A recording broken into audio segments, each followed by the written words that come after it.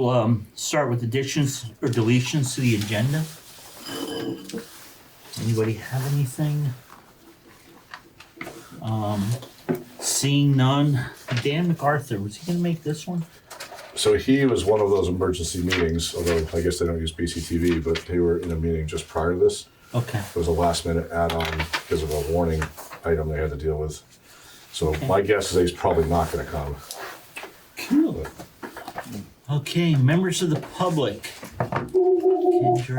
Kendra, you're public, I believe. Kendra? Just here to you guys. Look at the dog. Must be Kate's dog. That Kate? Katie, do you have a puppy? Okay. Where's the dog? It's getting ready to bite you. Kendra, do you have anything for public? I'm sorry. Going once, twice, 3 times. I think she said she was good. Okay, Ashley is Ash, Lori, Bridget, Anne-Marie, Scott, Jen. Jen's iPhone. I wasn't. Bridget, do you have something for public? I have something for staff. Okay, we're not there yet, so hang tight. Jen, who's Jen? Jen's iPhone. Is it Jen Morgan? Or Jen Hedrick. Randy Johnson. I'll set by. Sorry, I'm sorry. Thank you. Go ahead, Sorry, Jen. Hi. Hi, Jen. Who are you? Oh, Steve Pink. I'm a Dover mom. Okay, do you have anything for members of the public? I do not. Okay, well, thank you very much. Thank you. I think, is there any public I missed? I don't think so. So, Bridget, you jumped right in there. You're first for members of the staff. Sounds good. Thank you. I just wanted to make sure that this, what I'm going to be referencing is in the documents that should be linked for the public to have access to. So I'm going to share some concerns. Yeah, Bridget, it'll come in. It'll be part of the minutes. It won't be linked to the agenda. Perfect. Okay. So as members of the Dover School I know. faculty, parents, and our taxpayers within the school building, we're writing to request that the board discuss removing Dover's membership to IB schools. While we understand this membership may feel like an honor to our school and community, we believe that it's an extraordinarily overpriced. We see this as a quick way to cut money from our school budget while maintaining high quality education. This is extremely important at this time for affordability of Dover taxpayers. With this proposal, the community and families can trust teachers to continue to implement rich inquiry-based experiences and learning without spending the exorbitant amount to belong to International Baccalaureate World Schools, IB professional development, title management system, and the cost of IB coordinators. With these savings, teachers will continue to foster the same learning attributes and dispositions that are important to IB without the huge expense of the IB stamp and requirements. IB began at Dover before implementing other curriculums such as Foundations, EL, and Bridges, and before adopting the approach of conscious discipline. It takes a considerable amount of time to plan, prepare, and teach IB with a substantial amount of paperwork to meet the requirements of an IB program that is hard to balance with the other curriculums required by the district. The IB program is built on a foundation of effective teaching practices that great teachers use every day, whether they're part of an IB program or not. One of the key principles of IB is backward design, or beginning with the end in mind. This means that educators start with the desired learning outcomes, then plan lessons, assessments, and activities that build toward these goals. This approach is not exclusive to IB. Skilled teachers in any program use backwards design to ensure students develop deep understanding and critical thinking skills. If the IB program were to be eliminated, the school would not lose the strong teaching practices that make IB successful. Teachers will continue to apply the strategies learned from IB to maintain a rigorous academic program, engage students, foster curiosity, and build self-confident, caring, lifelong learners who are prepared for future success. The strength of a school lies in its educators, not just in the name of a program. We feel it's fiscally responsible to remove the official IB membership from our school, and that will negatively impact the overall student experience. We appreciate your partnership and consideration, and it's signed by a number of staff and taxpayers and parents in the building, as you may have noticed. I'd like to also point out in a letter from Keegan Eker, who's the WCEA union president, that it is a quote from a letter that she has submitted. Just a piece of that where she's saying, we respectfully request that this opportunity be honored so that educators have a voice in these critical decisions. Including teachers in budget conversations ensures that decisions are made with full understanding of their impact on students, staff, and the broader school community. Your investment in educators is an investment in the future success of our students and community. Thank you for your time, consideration, and continued commitment to education. And I would also like to thank you for your time. Thank you, Bridget. I appreciate it. I'm just going to go through the best I can see. So Heather Muller, you're next. Just stand by everything that Bridget just said. Okay. Ashley Garland, Ashley Garland, I'm sorry. I'm good. I just stand with everything Bridget said as well. Okay. Not Randy. Somebody moved. Lori O'Hearn.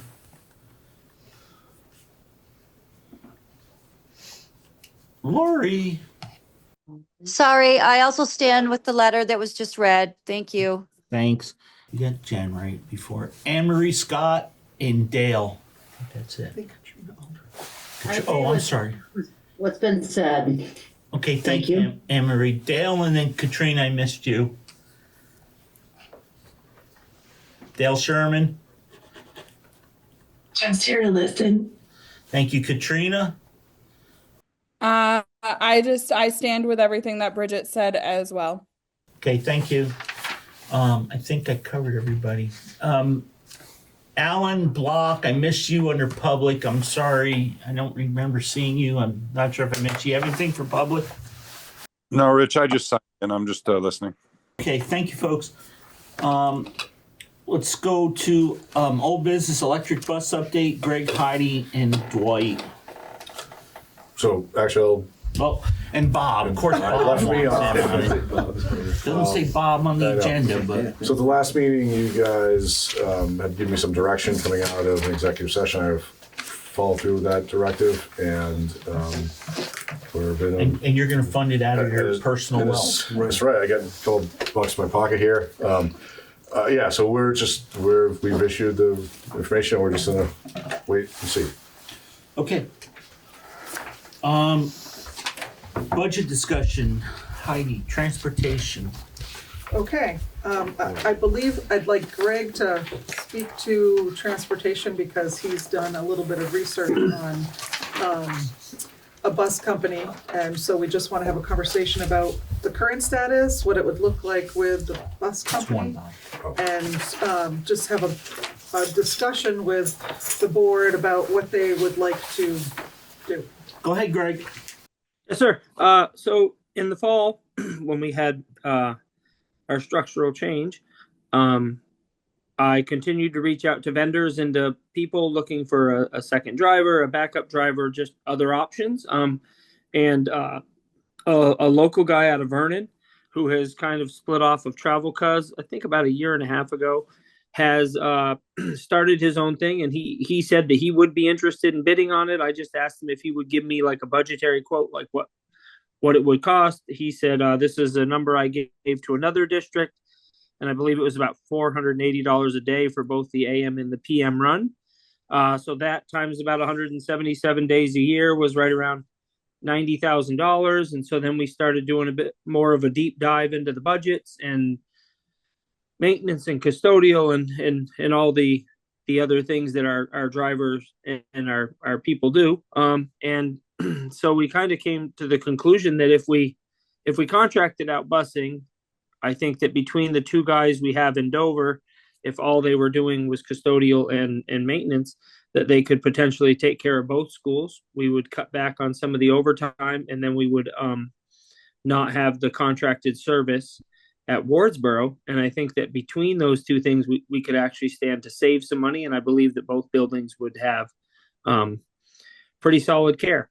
I have a lot of respect for the two guys that work at Dover. They do a nice job. And and right now, one of them has been doing some maintenance there at Dover, at Wardsboro anyways. And I think if we could have the other gentleman be more like full-time second shift, he'd have enough time there to clean both buildings. Okay, so what do you all think? Is that, Greg, is that to subcontract a driver or bus company? I'm not sure I understand. Bus company. Bus company. And it would be for both, we would be hiring them for both wards. I don't understand. Wardsboro is already contracted through West River. That's what I'm asking. Yeah. Yeah, no, I mean, it's been that way from day one. Well, I understand Yeah. that, but I didn't So- know. He mentioned Sorry. Wardsboro. I didn't know what that meant. No, it's It's just the Dover route is basically would take that route off. We talked when we talked about it internally. We thought that what we would do is keep the newer bus anyways, and that way we could still cover things like field trips and winter sports in house. Because there's a cost savings to that, and we already own the bus. And so it was just taking the AM and the PM route for Dover over, and then it would free Dave up to be full time in the building and not be. in Wardsboro. All right. Yep. And the AM route also includes bringing the kids to Newbrook. Yep. We sent I sent to the gentleman when he asked. I sent him our whole bus route. But that has to go out to bid because it's over that magic number that the state requires us to bid. Yeah, that's why this is more or less a conversation, not a request to approve something, but more of a if you like the way this sounds, if the administrators are also on board, do we want to go the route of putting it out to bid? I mean, we could still choose to say, say we put it out to bid and it comes back higher than that. We could then say, well, that's more than we want and not accept it, And we've asked West River before if they would pick up the Dover account, and they've said no repeatedly. Nope. Yep. So Sure have. really, there's not a whole lot of choice out there, but they're willing to keep the Wardsboro, correct? Yep. Yeah. They're content there, but yeah, the same thing. They were not willing to. I mean, I think Wyndham was going to give them their bus and to take over that driver, and they didn't want to because they didn't want to deal with having to find a replacement if that driver left. So yeah, they're not super interested in expanding. Okay. You got anything? Mike, you good? Good for now. Dwight? Should we do a cost analysis of, what it would look like compared to where we have now? Yep. You've done that I already. believe Heidi has it. Okay. Yeah. But hang on a second. Hold on. Kate, do you have any other questions before we look at numbers? No, I think numbers are a great place to go. I have one question too, but Well, do you want to do the numbers first, or you want to do? I guess so. Yeah. Okay. Well, you would ask about numbers. Well, maybe so- not. Let me ask. Well, I know what's mentioned in Wardsboro, but is it worth exploring that as well? Yeah. Okay. That's where I was going to go. You're way ahead of me. Should we package the Wardsboro and Dover and put that all out to bid? We could, again, the only concern I guess I would have is all of our bus companies in the area struggle with the same thing, drivers. And this gentleman would then have to hire 2 drivers, and he would probably have to purchase buses, another bus. I think right now he just runs like a small little 2-bus thing. But Well, we have like 3 buses we could sell them. I hear you. Chris, how long is the contract for the Wardsboro one go Well, on? I don't know. I would imagine that Central would know Office that. would know that because they're in charge more of years. transportation. Oh, 2 more There's years. 2 more years. So the Wardsboro one would tie in for 2 more years Okay. anyways. Just curious. Well, there you go. That was an answer. There you go. Okay, so I think we're all good with questions besides numbers. Okay, So where are your numbers? So when Greg and I started having this conversation, I pulled the information. I started with what Lori had budgeted for this current fiscal year, which was $112,000 based on, an increase in salaries, but what it's sort of been around the last few years. Of course, that was based on 1 maintenance and drivers. Right now, we're at 143.5, so we're significantly over budget. That's encumbering what is the expected salaries, but with all the overtime, I think your individual who is driving the bus is putting in anywhere between, Greg, we looked, if it's a full week, it's anywhere between 20 to 26 hour, 2 weeks, I'm sorry, a 2 week period, 20 to 26 hours of overtime. So at that rate of potentially $40-some an hour, it adds up fast. I think when you look at the budgets together, it's safe to say we're going to be at least 30,000 over budget with how it's being run right now. And that's kind of what led us to looking at the overtime, looking at the transportation budget.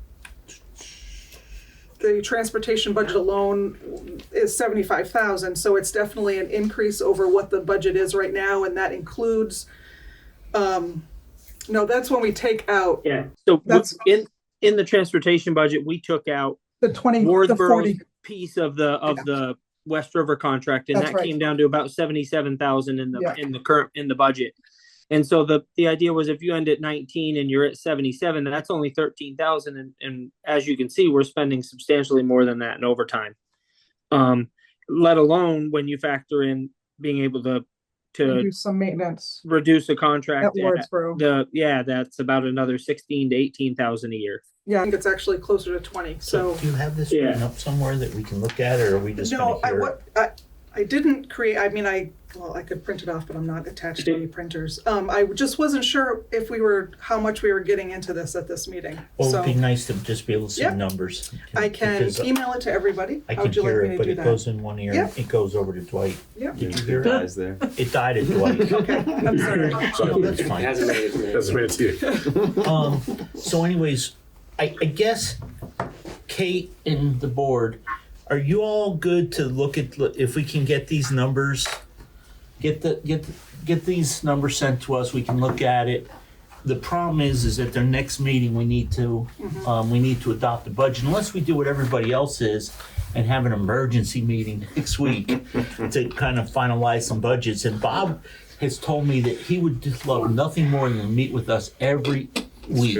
He said the only thing better would be to meet with us every day. But I told him we wouldn't meet Saturdays and Sundays and probably not Friday nights with him. So I don't know what you all think. Greg, see you smile. He can't wait to meet with Bob on the weekends. It is my joy. Well, at least we give you joy. So if we're giving you joy, maybe you can give us back something. I'm trying. Okay. I apologize. We need some more bathrooms cleaned. The floors, with that, you did a really good job with those.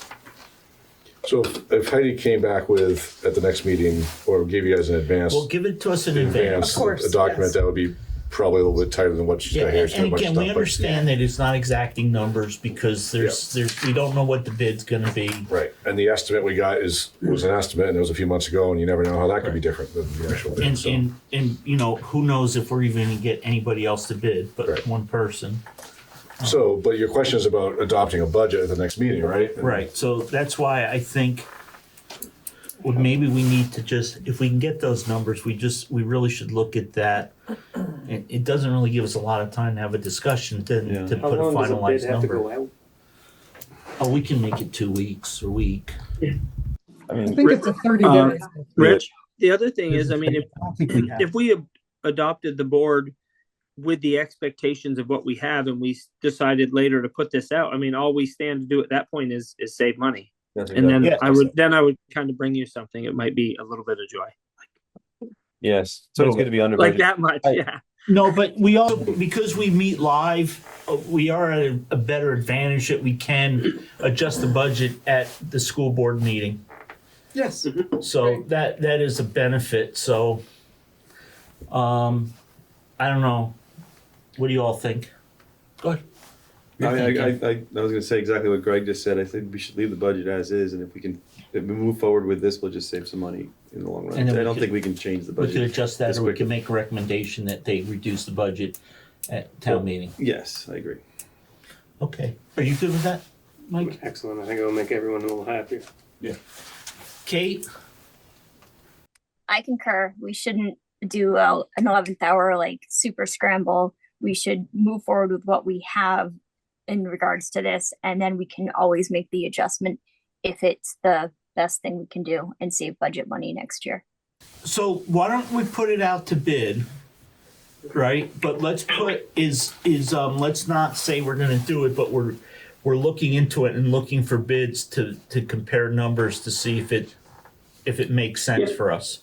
Yeah, we'll basically put a caveat in there that just says if the district will choose to do what is in the best interest of the district.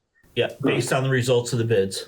Yeah. So let's also, though, while we're doing that, I don't think it really affects your building, but Tracy, you just why don't you connect with Bob and Greg and just give them your thoughts too, unless you have thoughts you want to express. I don't know if you were involved in this a lot or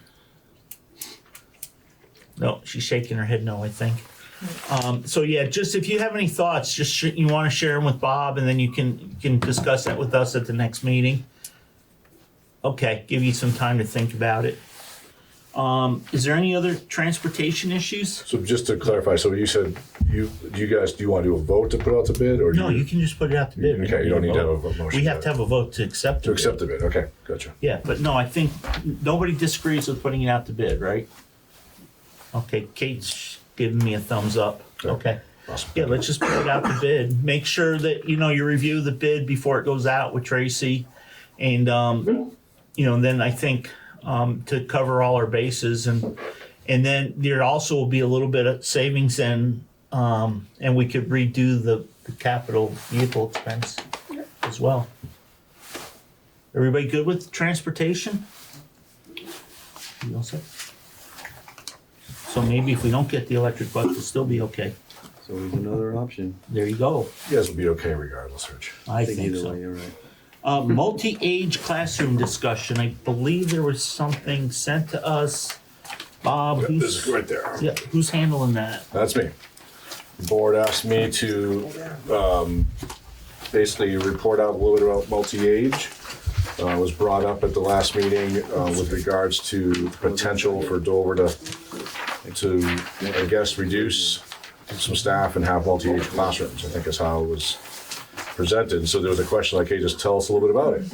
And so I met with both Tracy and Francesca, and Jen McCusick and Renee Merluzzi joined us for that conversation as well. Renee is the curriculum coordinator and Jen is the director of curriculum. And we're just because we know there's curricular implications of all this. So what we try to do is highlight some positives and some challenges to multi-age classrooms. So as you can see, I don't need to read it word for it, but there's some benefits around larger social groups. If you have, I think the one number was mentioned was 4. If you have classrooms that small, like socially, that's a real challenge. So having multi-grade can give you bigger groups. So that's one advantage. Older students can have some mentoring opportunities. Younger students can learn from peers, which is also pretty valuable. And teachers, because they have the students for 2 years in a row, obviously know the kids much better, and that can be really beneficial around those kids learning. So those are kind of the benefits of it. The challenges of it, pedagogically, is that there is some training involved in doing this. And the reason that there's some training involved kind of spells out in the rest of these things here. Certain curriculum are designed to be single grade curriculum. And so when you're doing multi-grade, as Wardsboro has discovered in their work with the new EL curriculum, is that they really have to think strategically about how to implement, like for example, in a 3-4 class, how do you implement 3rd and 4th grade reading instruction to kids that are all in one room simultaneously. And so one of the recommendations from the schools that Jen had researched was that they loop it. So in year 1, they do a 3rd grade, and year 2, they do a 4th grade. And so the kids that go through 2 years in that classroom go through both sets of curriculum, but they might not be on the grade level when they receive that one. And so at any rate, that's the concept. But obviously you can imagine so that's could be challenging. You have a kid that rolls in 3rd grade, could be accessing a 4th grade curriculum, and then the following year go back to accessing a 3rd grade curriculum. So it's not ideal, I guess, was the point I wanted to make by describing that. It can be challenging for planning for teachers. I think some of the teachers spoke up last time alluded to this. When you're teaching a single grade classroom, you are focusing your differentiation. In other words, how you adapt your lesson plans to a group that's maybe like this wide in ability, because they're all in the single grade. When you have 2 grades together, now you've doubled the width of abilities those kids have in a classroom, and therefore being able to plan for that difference is more challenging and takes more work. Not impossible, obviously, we do it here, but it's definitely more challenging. And then we highlighted math is really a challenge area because you can't do that looping model that I described with EL with math because it's based on progressions of math, understanding of concepts. So, which is why the position was put in the budget, Francesca's request, to think about how she delivers math instruction here in a way that, in a multi-age classroom, how to offset those challenges, which is what that position was about. So the conclusion that we had basically was that, unless it's out of necessity because of small sizes or out of necessity due to budget restrictions, it probably isn't the ideal. But if you had to do it, you could mitigate it to some degree by having some sufficient training and support for those teachers. So that's kind of the good and bad of that. Obviously, Wardsboro's doing it. Marlboro also does it. But those are the only two schools in the SU that are currently doing it. So happy to take any questions about that. Questions over here? And you don't have to ask one. I just want to make sure everybody has a chance. I'm just, so in a multi-grade classroom, the teacher is teaching all of the students all of the time, not saying third grade, you're learning this, go do that, and while I teach the fourth grade. I mean, they can do some groupings to like make that happen so that there's like the third graders might be doing, you're gonna know better than this. I mean, it depends on our staffing. One of our classrooms, I may go in and take a group out while they're teaching math. As Bob said, math is a trickier one. We have a pair that helps out in 3-4. So you have to get really creative with your staff and also with your schedule. It's kind of a juggling act. But there might be some times when you are doing whole group together. Right, and sometimes you have menus, and so kids can kind of work independently. And sometimes they are all included because I think that's one of the benefits is that kids get exposed to sometimes reteaching and sometimes being enriched. So I think there's a balance. Just to give you a little bit of another background piece to this, some of the proposed legislation that's happening at the state level around all the schools and numbers and class size and all that stuff, they've talked about the idea of the numbers of kids in a class as having some minimums. But one of the caveats that jumped out at me, and I don't know if most supers noticed it, but they were talking about how there can be no more than 2 grades. This is one of the proposed bills, no more than 2 grades in a room at a time. And I thought back to like what Wyndham used to have, what JVS used to have, and they had 3 or more grades together in a room, and how those things would have been made illegal by this potential bill. So like 2, the experts have said like 2's kind of like, you don't want to go any further than 2. And even that's like, if you could do it without that, it would be better probably. So. All set, sir? Yeah. Mike? I have no questions. I'm just not a fan of doing it unless it's absolutely needed. I don't see a point doing all that extra work when everything's working, considering how hard it was to find a teacher here. I would hate to. Let's keep everyone we got. They're invaluable. Yeah, I was gonna make the same point as Mike. That a couple of years ago we had there were 2 grades, I believe, at Dover, and then we had a need for some extra educators here in Wardsboro, and we were really strapped. So that's another consideration that wasn't on the spreadsheet. Having extra resources when needed. Kate, from TV Land. I think, it always makes sense to do what's best for the students, and that definitely sounds like it's better for the students. But I also think it's always good to just keep in mind like what our numbers are at and making sure that we're doing things, and that knowing that we've done that assessment, that we also make sure that this is like the schools that do have the multi-age classrooms get the extra pair of supports and other supports when they need it. Okay, cool. So, I don't see that Laura's here. Okay. I think she's here. I know she was sick the other day, so we will. I guess that will end our multi-age classroom discussion. So I guess we can move into the FY26 budget. So I think the most important thing we need to look at was something that was just sent out today is the River Valley estimated FY25 fund balance statement. So I don't know if this is like Reaganomics. I don't know if this is, like we're doing a savings and loan or something. But we were looking at about a $225,000 Yeah. fund balance. And now all of a sudden she's showing us a $390,000 fund balance. So if we maybe let this sit for another 2 weeks, will we be looking Yeah, I at was reaching out. 700,000? So, Oh, no, I was reaching, so I have to say, I was off Friday and Monday, and so when I was working on this, You took a day off during budgeting season? I haven't since Bob I is, started. Bob said he was the most, She still sent emails on the weekend. But I was away. but not on Friday. And so I had to wait until the bills had gone through to really get a better idea. And there's been a lot of work on closing out some purchase orders that had encumbrances that we didn't need anymore. And so I had sent on yesterday to my AP person, like, why is this so different? She's like, well, we did get a lot of things cleared up. So I haven't had the time to do a deeper dive because when I printed this off, I was as shocked as what you are looking at. But I wanted to give you what we had after the bills were put together and set up for paying this week. And I know that I closed a couple purchase orders that had been done sort of redundantly, so I knew that the number was going to go up. I just was shocked that it was that significant. Yeah, because I think you were at like 218, 220, I was gonna say. And so I will do a deeper dive into why that is. Yeah, so if you can find another 30, you'd have doubled it.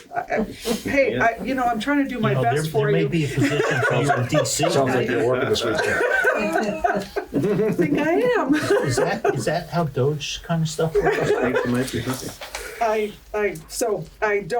don't have a great explanation. All I know is that some numbers changed in between the two pay Well, obviously. bills. So, I did. But are they for real numbers? That's always the question. Yeah, I did take out the purchase order for the electric bus, which you'll see that the transportation fund now shows that's gone.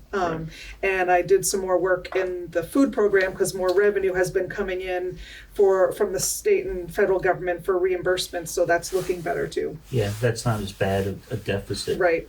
We did have a board member years ago in Dover say lunch program will never cost the taxpayers a penny. Yeah, that's not true. Not true. No. Okay. That's why you gotta always be careful what you say. Some idiot 20 years later will remember it and bring it up in a meeting. Luckily, I won't be around in 20 years, so you won't have to worry about that. Mike's taking anymore. notes on what you're saying, though. Yeah, he will. Him and that other guy there from Wardsboro. To draw a picture of it. I'll have 3 heads or something. Okay, so that's really good news because we hadn't really played with fund balance into the budget. Kate, somebody? Nope. I heard somebody talking. So when you take that, and if we look at what we had for the budget without making any changes, you gave us 2 draft scenarios with tax rates. So there's 2 of them. If you look in the upper right-hand corner, there's one that says amount needed to reduce 235,000. So that's what we're over that threshold, where they penalize us. And if you look at the tax rates now bottom, and then, which I don't understand why the 173.1109 is the non-homestead tax rate is exactly the same. Oh, because it never changes. Correct. And then the other one has a 0 amount needed to reduce with $0 because if you look on the second line down, you see that we have a $6,926,40 budget. That's both the same, but in the one scenario, there's 278 in offsetting revenues, and the second one has 514. So that means that we moved about that 235,000 out of our reserves to offset the tax rate, and it makes a pretty big difference. You go from $2.34 in Dover to $2.18, and you go from $1.58 in Wardsboro to $1.47 in Wardsboro. You guys, your first year on the board, And look what you've done to the tax rate in Tell Wardsboro. you, Boy, you are gonna be a god in you're this gonna town. be, yeah, you're a hero. Mikey, we're in trouble. I think we like this one better. I think. Kate, you'll be another god. So, anyways, so I think that makes me feel a lot more comfortable. Is that mostly because of the getting out of the penalty box? Right, getting out, and also, putting in some revenue, which is not something, one year we did 300, we've done 250, so we're definitely in the ballpark of what we've done in the past. It's not anything unusual. Do you have somebody trying to get in? Oh, sorry. Who is it? Oh, it's our, Meredith. I thought she was in It's it.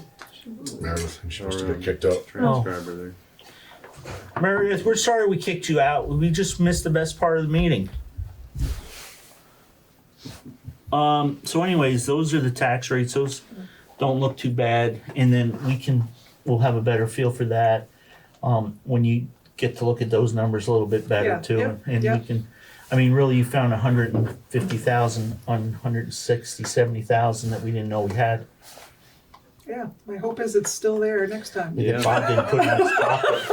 Yeah, let's hope so. But even without it, we're still in, like Yeah, you said, no, you're in good even shape. at last year, even at the previous number, that's, if we're looking to move that over roughly, then we're not in bad shape. Yeah, I was wondering, back to your meeting last week, you're talking about the roof and potentially using the way I took it was fund balance as well, so I Yeah. just wanted to clarify that by the time. Or maybe not doing the roof.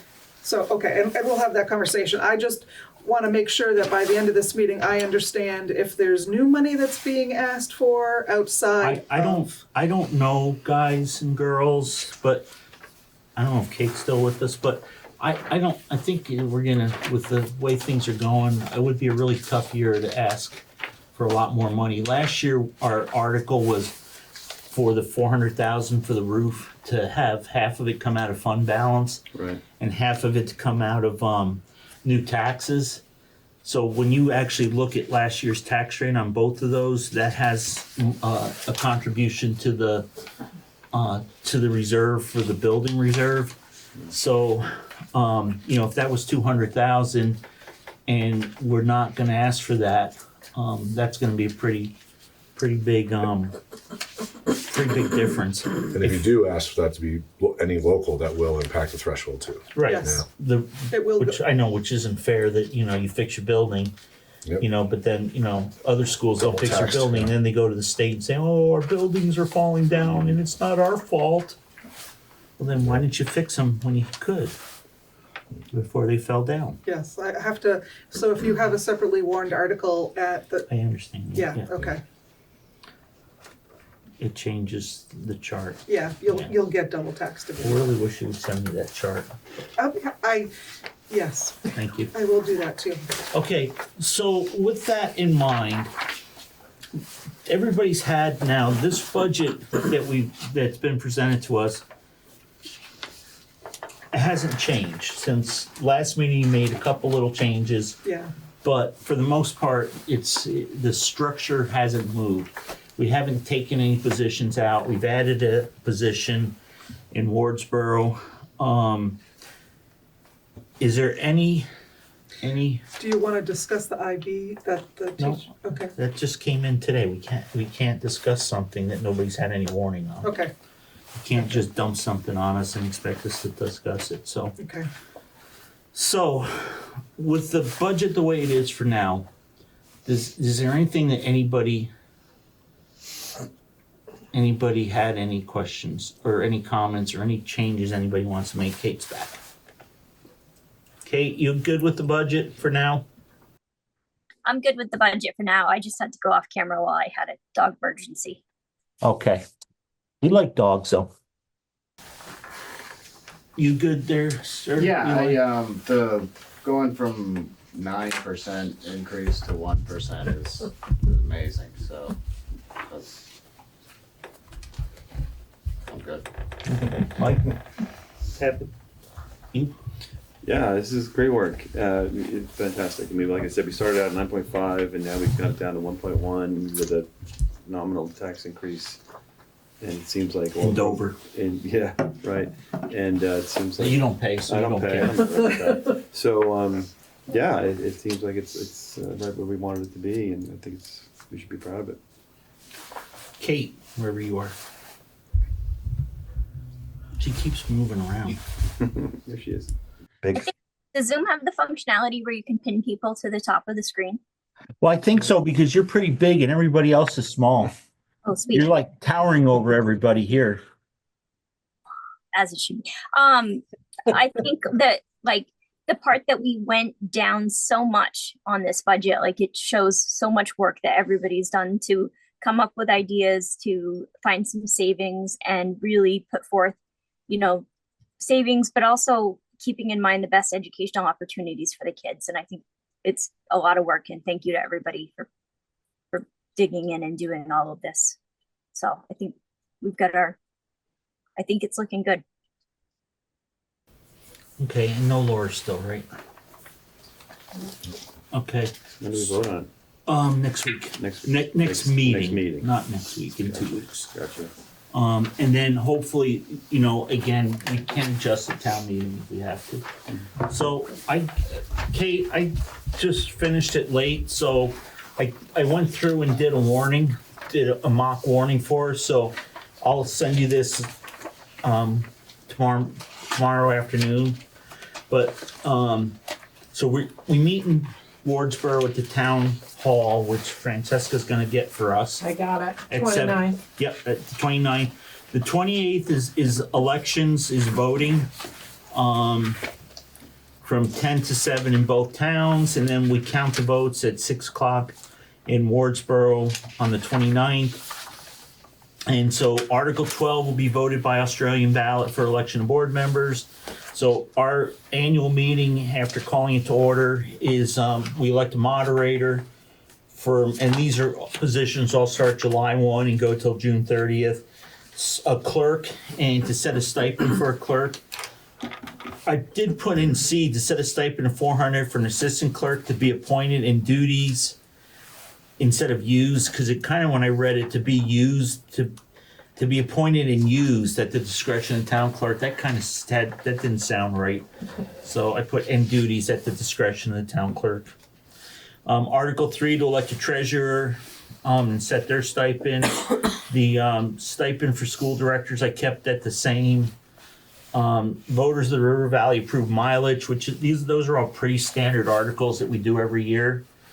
Article 6 is move any surplus of the 24-25 budget into the general reserve fund to be reserved for future uses approved by the voters. So that is that $300 and some odd thousand that Heidi hopes to make $500,000 next week and maybe $600 the week after.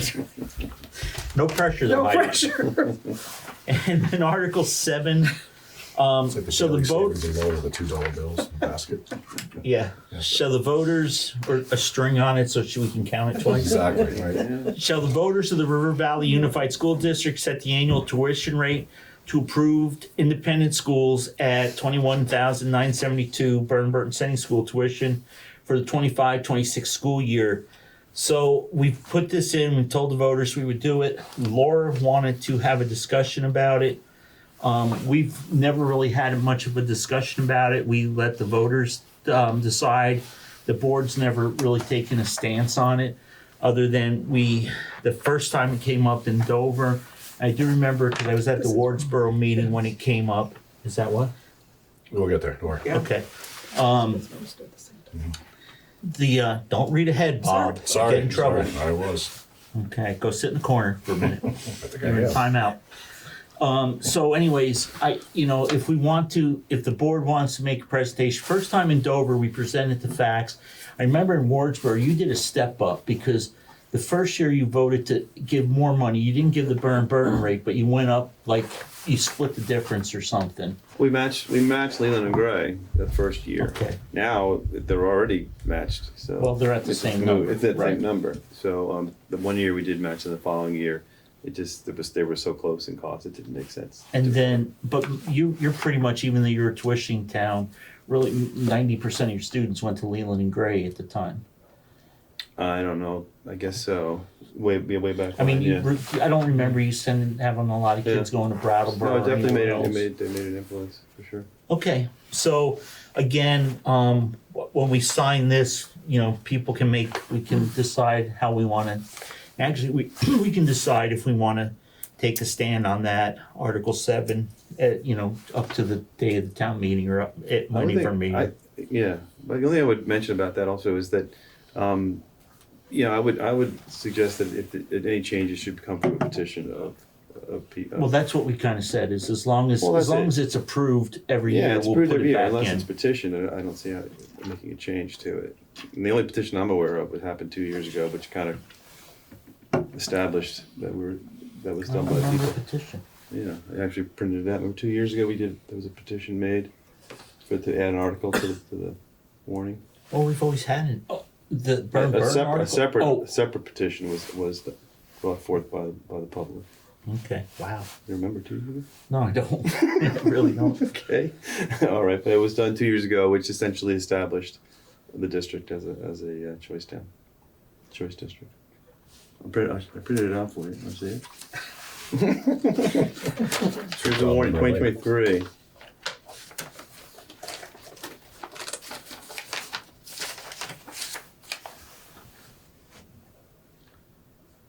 You mean Article 7 again? 11. I'm looking at the 23 book right now, and I'm reading Article. Yeah, okay, I do remember that. Sorry. Because that was here in Wardsboro. Right. Yeah, okay. I thought there was an article for a number. I was going to see. No, it was a separate article, which was unusual because it was the first time I can recall the public bringing forth a petition to add an article. Well, I mean, so when this was originally voted in Dover, it was an article brought forth by. Oh, really? By voters, Oh, yeah. okay. Kelly Pollock at Mount Snow. Wow. Yeah. Okay, so anyways, that's Article 7. Everybody okay with that? We can have a discussion about that later. Article 8, shall the voters of the River Valley School Board to expend, I have 6,845,217 because that's this year's number, and that's why it's in parentheses. Until we vote to approve a budget number, then that budget number goes in there. Right. Whatever it is. Does that answer your question, Bob? Well, so there is a shift this year. Remember the language they used to use a couple years ago? So it does go back to that language with the percent per pupil, higher, lower. Yeah, but we're going to be lower. Right, but that language, all that language we'll has to send be that in there. language to you so you can add that. Okay. Yeah. Cool. Article 9 is to fund our capital reserves funds. So I have the building at 400,000. Is Greg? Yeah, Greg is still here. That would cover the roof and any other little miscellaneous things. And then transportation at 40, even though we're not buying the electric bus, we did, and we can change that. If it comes to that we are gonna go outside, do a contract for transportation, we can cut that number in half, because this is to keep 2 buses to make sure we have enough money roughly every 5 years when we trade a bus, to upgrade a bus. And then with the funds coming from the general reserve fund, last year it said with 50% coming from being raised in taxes and 50% from the reserve fund.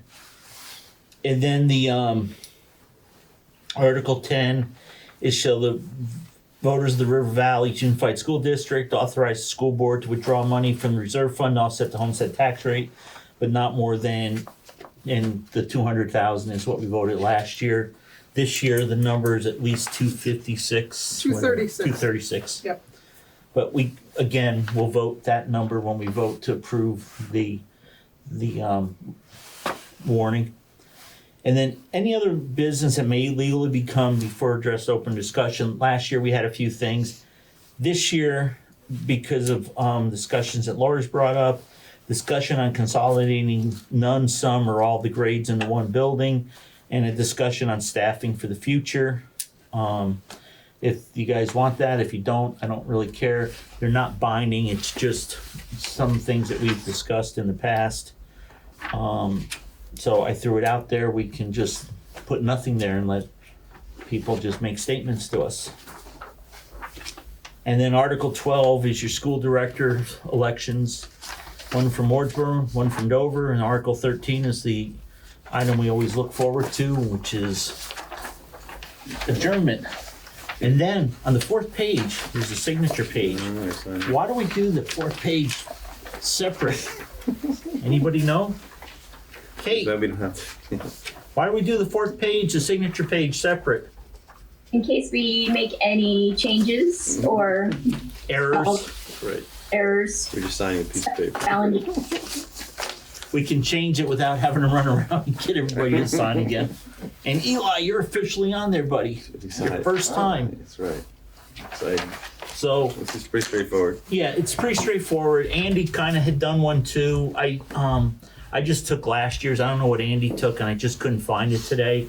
And I didn't have an Word document to change it, so I changed last year's. I think I got everything right, but please take a look at it, everybody, and make sure I didn't do anything wrong. So next meeting on the budget, let's have a discussion about the budget. Let's confirm our reserve fund. Kate's taking notes for this so that we'll have it on the agenda building. Let's look at, we'll have a multi-age classroom discussion. You presented us your thoughts. We can decide if we want to move anywhere with that. And then the letter that the staff wrote, can we make sure that we have a discussion on that? And maybe if we're gonna have a discussion on not being IB designated, we may want to just see what that means financially. I know we pay a stipend to a couple staff members. Yeah. I know there's a fee, I think it's like 30,000 we pay to IB. And there's, I think, a couple other odds and end expenditures. And then you need to have a discussion. I'm sure Tracy was aware of it, but I don't know if it was discussed with her. So why don't you meet with Tracy? She's thumbs up. Yeah, thumbs up to what? Have a meeting with her, or thumbs up that she knew about it? I did know. Okay. The staff shared it with me. So I'm not gonna put you on the spot, but have a conversation with Bob and be prepared to talk to the board about your thoughts. Certainly. Okay. My one thought, because I don't want to have a discussion because it really wasn't a warned item, but I think also it is something we presented to the voters and the voters approved because it was an expenditure. So if it is a thought that we may want to get rid of it, I think it's something that the voters It was an need to article, weigh in on. really? Yeah, Yeah. well, because it was an expenditure and it wasn't, Yeah. we actually spent 2 years discussing it. It wasn't like a decision. thing, Yeah, and I will say that it was a Bill Antone initiative who didn't get it in place until Matt Martin came on board. And Matt Martin, we had talked about, do we want to continue to do it because the champion of it was no longer there, and Matt felt pretty strongly about it. And so I think, but you know, the staff, we have a lot of new staff, and I know not all the staff was in support of it when we started it. So Okay, well, I'll meet with Tracy. cool. Yep. Okay, does that pretty much kill town school district meeting, budget, and whole business? So, Okay, moving on to new business. The superintendent's update. We're a little late, Bob, sorry. That's all right. I'll talk fast. Policy committee. So, yeah, so first, by March, cabinet report will be coming out the next couple days. We had There's something online, I thought. the super newsletter might be already out. Super news, but not the actual full cabinet report. But it'll be out shortly because of the February break. It just delayed a little bit. They'll come out next couple days. But one of the things I did want to mention I have policy committee on here because there's at least one new policy that's going to be required by law to be enacted by July 1. And so I just wanted to plant the seed. Maybe we wait till budget season's over. Like, I'm not sure how you want to do it, but we will need to have time to vet, warn, and adopt a budget prior to July 1. At least a budget? I'm sorry, a policy, and maybe review some others as well. So that's, if you want to pick a time or have me work with the policy committee. Is that SU policy or district? Both. Yeah. Okay, so SU policy, remember, we only have a couple more meetings. Right. Yep. So that you're gonna have to push on. Yeah. Yep. And No, then, you're right. you know, our committee, our policies are easier because, you know, we meet every Because you other, meet every week, so. sometimes 7 days a week, Bob. We just don't invite you. Well, that's Heidi calls us and she has meetings. she's with always us. working, so doesn't surprise me. Yeah, so I mean, I can, whatever you guys, what's your pleasure on that? But we can, well, I just want to plant the seed for future. You don't have to make any decisions right now about that. Thank you. Yep. And that was really it. I was just going to say that as far as legislatively, you know, Laura's not here, but they're off this week because of the town meeting break. There's been a variety Crossovers of next week. Yep, and there's a variety of changes. One of the things that they talked about was that they decided that the ed bills did not have to go through crossover by the date. So they are pushing those out to try to get more time to figure that out. So that's an interesting implication, but because everything came from the governor's thing so late, it's only been like 2 weeks. So there wasn't really enough time for them to really flush some things out. Things are changing. The 176-page bill from the governor's now close to 200. And How many districts are we down to? Well, that one We is have still 2. 5. There is a Senate Ed, I believe, I could be wrong, bill out there that is talking about 10. And we're still sort of southeast Vermont corner anyways. That hasn't changed in that model. Burlington will have its own district. Some of the northern ones in the one that we were in, like ours would end at Springfield instead of Hartford, basically. So it's just a little shorter. But yeah, the things are changing daily, and so I'm just monitoring it, and that's all I got for now. Okay, anybody got any questions for Super Bob? Super Dave. Yay. There you go. Well, I sat through that whole video of the whole unveiling of. Yeah, it's not something. Killed 2 hours of my time. I'm not going to get back, but You didn't really need it, did you? I said, yeah, I went through it really quick. Yeah. It doesn't. It just seems so. I don't know. Pie in the Unrealistic. sky. Pie in the sky. Yeah. But for anything to happen this year, I mean, is that what you're feeling? I mean, it just seems impossible. I think the what people are saying is that if there's going to be a change for next year, it'll likely be the funding formula side of things. Right. It'll be like a step 1 towards a foundation formula, but the redistricting would not. There's no way. I mean, they have to know what they're doing. The other problem, Yeah. like with Act 60 and Act 68 and all these things that the state does is there's so many rules and laws. You know, the legislature makes laws, passes laws that allows bureaucrats, the departments to make rules that then have to be implemented by different groups. And then they say, oh my gosh, you know, this law was created, but we have 3 different rules, and all the rules now have to be changed. Yep. And they don't change the rules, and nobody knows which end is up. And it's just like when they moved from from a cabinet position, secretary from the commissioner. Secretary, yeah. You know, there's still rules that say the state board's supposed to do this, but yet they really can't because they don't oversee the head of the department, and it's.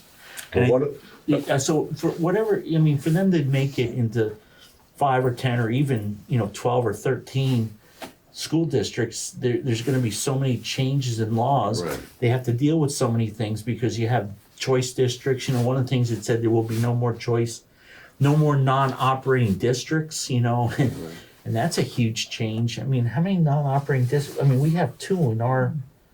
Well, technically, area. Wyndham operates secondary through the Leland No, but I mean, but just in this area, you have Stratton. Stratton and Searsburg. Oh, yeah, in this region, yeah, those. And that's a small region. Yep. You know. And that was, you mentioned the State Board of Ed, that was one of the major shifts in I think probably 100 of the 176 pages were shifts in power from the State Board to the AOE, which, I mean, I'll be honest with you, the Vermont Superintendents Association is not excited about that because the AOE hasn't really been able to meet the needs of superintendents or principals for a long time. It's almost like the secretary is, it's a Secretary of the Month club. Well, I mean, I think it's an agency that people wonder. We look to them for support and for engagement, and it hasn't always been as fruitful as we hoped. So to have more authority given to them to write rules and things is something that I think people are nervous about. And then, who knows what's happening at the federal level? You know, because there's talk about doing away with that and just give money to the state. But the federal government doesn't give you money without a whole bunch of strings. But, you know, if they give less strings and less reporting, you know, is that a good thing or a bad thing? And so, yeah, so I don't, but. A lot of moving parts. But I think what they're gonna do is they're gonna use this to be able to say, well, we're only gonna fund this because we're gonna change things next year, so. But yeah, I would think it can't be, I mean, I don't think in our lifetime we're gonna see huge changes, because it doesn't It seem. seems impossible. And even, you know, like with this Act 46, we thought it was gonna be, we're making these new districts. Well, we were bound by the old contracts. We were bound by, you couldn't just say we're hiring all new staff. You know, it was basically all they did was they said, okay, we're getting rid of a few boards. Superintendent's offices have a few less headaches. And that was the big change, you know? That was mine. Ironically, you may have heard this whenever you listened in, but one of the things that I almost fell out of my chair is when they were talking about contracts, and they were saying that that the purpose you create these 5 new districts, and that those districts, the new boards that they form, negotiate with the associations to create the contract before the district begins operation. But then they were like, but if they can't settle it by then you just use the old ones. And I'm like, do you know how many different contracts are just in our SU? Never mind that super huge, large district. I mean, And there's only one HR person too, because remember we saved all the staff. Right, so it's just like, that's not a great answer either. So I don't know how they force that or whatever, but anyways, that almost fell out of my chair when I heard that. Okay, are we all good with the super then? Kate, you all set? Thank you. Principals updates, we go to the away team. Tracy. So I'll just highlight some of the things from my principal's report. We are continuing our work with EL. The teachers participated in an in-service today, working on those crosswalks between how it fits in with our IB program and making sure that we're still student-centered and having deep engagement and working on those critical thinking skills. Last week, Mrs. Johnson did her annual Iditarod, and the kids love that, where they build their own sleds and then they pull each other around in a track that she sets out. They're excited to start in grades 3 through 6 their cross-country skiing unit this week, so we're super excited about that. Let's see. So we have I have a couple of more days to be school cook. It turns out that the person that Jake and I offered the position to needed a couple of more days, so I will be cooking again breakfast and lunch on Wednesday and Thursday, and hopefully she'll be able to start on Friday. That is. Hey Tracy, Dwight volunteered to come over and help you cook. Oh yeah. Oh, did he? All right. Yeah. You have a working microwave? No, actually. Then I'm out. Okay, then as new board member, you got to go over and cook in Dover. It may look really interesting if he cooks. Yeah, that's true. Anything else, Tracy? Thank you for that. No, that's it. Thank you. So, but it didn't say when is she going to start? Hopefully Friday. This Friday? Okay. Yeah. Cool. Anybody, any questions for, you guys all set? Kate, you all good? You're off the hook, Trace. You did a good job. Thank you. Well, we'll see how the home team All right, performs. well, we just met last week, so That's right. You don't have a lot to try and tell us. I don't have a whole lot. You got color pictures. I do, yeah. That was our winter carnival where we were doing a STEAM project. Kids made their own cardboard sleds to see how that worked. They learned did they some work? stuff. This was a half a start, not It was, grade 1, yeah, 2. they kind of fell apart as they went down. If we had had time, I was hoping they could go back and do some adjustments. But it's kind of hard to adjust cardboard when it's wet. So anyway, they had a good time. Let's see, the whole staff participated in CPR training on Thursday, wow. which was really nice. Deerfield. Bobby Maynard? Yes, came over, and so we did CPR. We did the ADs and choking. So that was great to have the whole entire staff doing that. Who'd you shock? We didn't shock anybody, unfortunately. We got a lot of warnings about, like, make sure you're not standing in water, make sure everybody's clear. I didn't realize that clear, it was you're so, clear, we're all clear. Yeah, exactly. That's exactly what he said. What else? After the meeting, I got a good story to tell you about that. And like Tracy said, staff participated today in PD. It was really nice. Oh, was it being both there. schools? It was all the elementary schools at Newbrook, so it was nice for teachers to be able to talk to their colleagues in different buildings, and also for the administrators to kind of be in the trenches with them and talking about how best to lead EL and the curriculum. And I think, March Reading Challenge has started. We're gonna have a book fair soon, but it's a month-long endeavor here in this building, and apparently they color in worms for every 20 minutes or so they read, and we plaster the inside of the building with worms. So we'll see how that goes. And then we Book celebrate. forum, is that the concept there? Yes. Book forum? Okay. Yep. So I'm looking forward to seeing what that looks like. Are there any worms in the apple that's forgotten? But that's here in Wardsboro. Okay. Yep. Any questions for Francesca? You guys all good? Good. Kate, wherever you be. Okay. I'm done. You're done? So I did Heidi. Approved financials, so we should have, I think we did like 3 this time around. There's a lot of them. Was there, probably the credit card? Yeah. I would think there's one here. Oh, there's only one. Oh, I know. SU had 3. Okay, go ahead, Kate. Was 3. I would like to make a motion that we approve the pay warrant number, what was it? 40. 40 in the amount of $276,363.54. Okay, is there a second? I'll second it. Thank you. We have a motion and Eli seconded that we spend $276,363.54 for pay warrant 40. All those in favor say aye. Aye. Aye. Appears to be a unanimous decision in the affirmative. It is. Moving right along, I think that pretty much does away with new business. Does anybody else have anything new? Okay.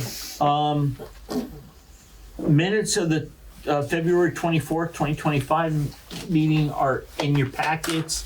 Did anybody have any corrections, issues, comments? If not, hearing nothing, by unanimous consent, we will adopt them. So we do have a correspondence, a letter from Keegan. Yep, the WCEA, the union, yep. Yeah, so we will just acknowledge that we received the letter. At this time, I don't know of any reduction, so I'm not sure what the letter means, but we will take it under advisement, and Bob, you can just contact them and let them know that we're not aware of anything, but maybe she knows something I don't know. She can let us know. And so let's make sure that the letter that Bridget, I don't know, is Bridget still there? Bridget gave us, and the letter that from Keegan are both attached to the minutes, please. I think we're pretty much done. We will meet March 17th at Dover School. Just remember, in April, I was messed up. I got our meetings backwards. So our articles of agreement say that the town, the opposite town that we're holding the annual meeting in, within 10 days prior to the school district meeting, we will do a kind of a pre-school district meeting in the opposite town, which feels good because we're going to be in Dover anyways. It's when we meet in Dover that we have to reverse the schedule a little bit. So the second April meeting, the first hour we set aside to review the warning for the school district for the annual meeting. We'll also at the first meeting in April in Wardsboro, we'll also part of the regular meeting will be just to review the agenda with anybody who comes in. In Dover, Bob, there'll be one meeting warning for a pre-school district meeting, and then the board meeting will start immediately following that meeting. Yep. Sometimes we take 10 minutes and sometimes it takes an hour. Yep. Is it two parts of the same warning or two separate warnings? We do two separate warnings because Okay. our articles of agreement say we will Just hold the time says immediately following. right, Gotcha. because Okay. and we hope for by Yep. 7. One year we finished in like 10 minutes, so we all sat around for 50 minutes waiting to start the meeting. So we had checked and we were told that we can make that statement that it'll follow and then the one that we're going to do in Wardsboro, the first meeting in April, it doesn't matter. We'll just do it as part of the meeting, of the school district meeting, because we're not required to do that one. So the first meeting in April in Wardsboro, we will review the agenda, but that's not the official one. Considered the Right, so informational meeting, right? Right, so that will just nothing be part different. of, right. Yeah, gotcha, okay. It'll just, the first agenda item will be review the agenda for the, okay, is everybody good? Did we confuse everybody? Mike's old hat at this, he's fine. Kate, are you all set? Yep. So April 7th, we're meeting in Wardsboro. We'll review the agenda, standard meeting. April 21st, we're going to meet in Dover. We're going to do, we're going to warn for the first part, and then we're going to move right immediately following. We're going to go into our regular meeting. Right, which will be a separate warrant meeting. There'll be 2 meetings. Okay, cool.